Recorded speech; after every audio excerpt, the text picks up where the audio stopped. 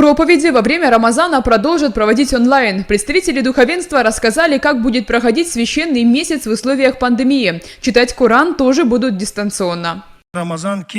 Подготовлена онлайн-программа проведения проповедей, религиозных лекций, ночи предопределения и в период великого праздника Ураза Айта. Получить ответ на вопрос через интернет, прослушать онлайн-проповедь и делать благие дела можно, не выходя из дома. Учитывая сложившуюся ситуацию, продолжим проект, который мы реализовали в прошлом году по онлайн-подаче пожертвований, патер садаха и зекет.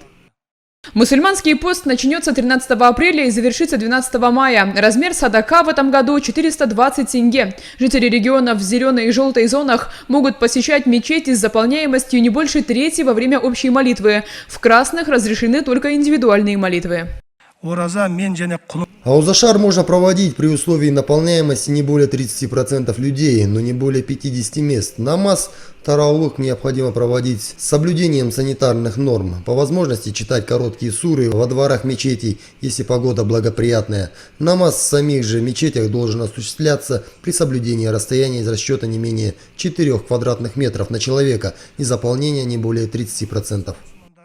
Ответили в управлении мусульманы на вопрос, нужно ли держать пост в случае заражения COVID-19.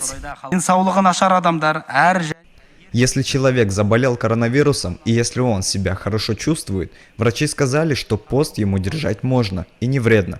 Он может поститься. В суре Бакара 184 аяте сказано, что те, кто заболели или находятся в пути, может совершить разу в другое время. Заболевшие должны следовать рекомендациям врача. Является ли российская вакцина халяльной? По словам духовенства, в составе спутника Ви нет компонентов животного происхождения. Мы запросили информацию у Духовного управления мусульман России. Они нам ответили, что в составе препарата нет компонентов животного происхождения. Поэтому нет подтверждения, что компоненты являются харамом.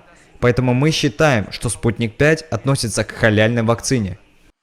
О халяльности казахстанской вакцины информации пока нет. В управлении мусульман планируют запросить у Минздрава Казвак для тщательного анализа. Анастасия Новикова, Абзал Турабеков, информационная служба телекомпании «Утрар».